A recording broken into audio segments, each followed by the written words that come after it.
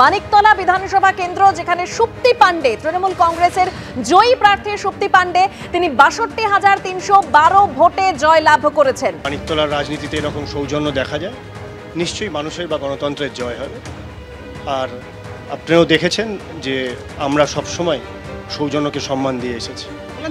আমার প্রশ্ন যে ৬২,০০০-এ হারবেন, এর জন্য প্রস্তুত ছিলেন?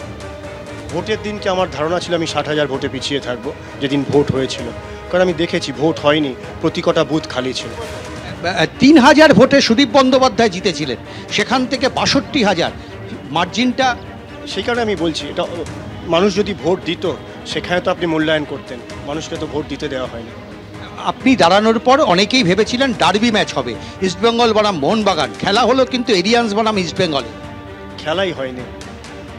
খেলাই হয়নি, দুটো টিমকে ডাকা হয়েছিল, তারপর অ্যাওয়ে টিমকে বলা হয়েছে তুমি মাঠে নামতে পারবে না, বসে থাকো, ট্রফি আমাদের, যে ট্রফি কেড়ে রাখা হয়েছে। খেলার মাঠে আপনি হারতে জানতেন না, কিন্তু ভোটের মাঠে কিন্তু আপনি পরপর 3 বার হারলেন। দেখুন, এই যে ভোটে এই উপনির্বাচন, মানিকতলার উপনির্বাচন যেটা হলো, এটা ভোট হয়নি। আপনারা সমীক্ষা করলে আপনারা নিজেরাও বুঝতে পারবেন, 85% এখানে রিগিং হয়েছে। দেখো, আমি যে ছবিটা দেখাবো, আরও একটা ছবি, সেটা হচ্ছে অনিন্দ রাউত, তিনি কিন্তু এগিয়ে এসেছেন এবং এখানে কল্যাণ চৌবে তিনি যাবেন।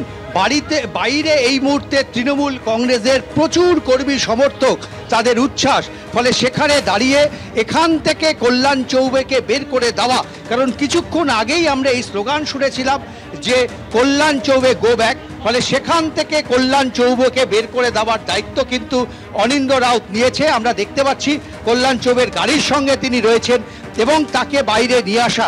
এই অবস্থায় আমরা দেখব যে বাইরে যে বিশাল জনতা রয়েছে, যারা বেশ কিছুক্ষণ ধরে স্লোগান দিচ্ছিলেন, যে তারা স্লোগান দিচ্ছিলেন কল্যাণ চৌবে গো ব্যাক, পারবেন বের করে নিয়ে যেতে? এখানে বাইরে এত কিচ্ছু হবে না, কিচ্ছু হবে না, সবাই শান্ত, ওরকম কিচ্ছু ব্যাপার না। আমাদের কর্মীরা খুব সংযত। কিছুক্ষণ আগেই গো ব্যাক স্লোগান হচ্ছে। ঠিক আছে, সবাই উৎসাহ সমান থাকে না। দেখুন, একটা জিনিস আপনাকে বলছি, এত বিপুল মার্জিনে জয়, এটা মানুষ তো একটা আনন্দ প্রকাশ করবেই, কিন্তু তার সাথে আমাদের দায় এবং দায়িত্ব যেটা নেত্রী দিয়েছে সেটা আমরা পালন নিশ্চয়ই করব। মানিকতলার নির্বাচনের দিনও কিন্তু দেখেছিলাম বারবার কিন্তু তিনি বিভিন্ন বিক্ষোভের মুখে তাকে পড়তে হয়েছে। ঠিক আছে, সেটা যে যার কর্মের ফল হয়, কিন্তু আমরা দলগতভাবে এরকমভাবে কোনো শিক্ষায় শিক্ষিত নই। আমরা দেখব যে অনিন্দ রাউত রয়েছেন এবং এখানে বিজেপির যারা, তৃণমূলের যারা রয়েছেন, সমর্থকরাও রয়েছেন এবং সুপ্তি পান্ডে তিনিও কিন্তু এখানে এসে পৌঁছেছেন। ফলে সব মিলিয়ে কল্যাণ চৌবের ভেতরের থেকে বেরিয়ে আসা, তৃণমূলের যারা কর্মী সমর্থক রয়েছেন তাদের এখানে জয়ের উচ্ছ্বাস, সব মিলে কিভাবে পরিস্থিতি হয়, বাইরের পরিস্থিতি উত্তপ্ত না, কিন্তু তৃণমূল কংগ্রেস কর্মীরা তারা কিন্তু রীতিমতন তারা আনন্দে মেতেছেন এবং সেই আনন্দ থেকে বারবার কিন্তু স্লোগান উঠছে যে কল্যাণ চৌবে গো ব্যাক।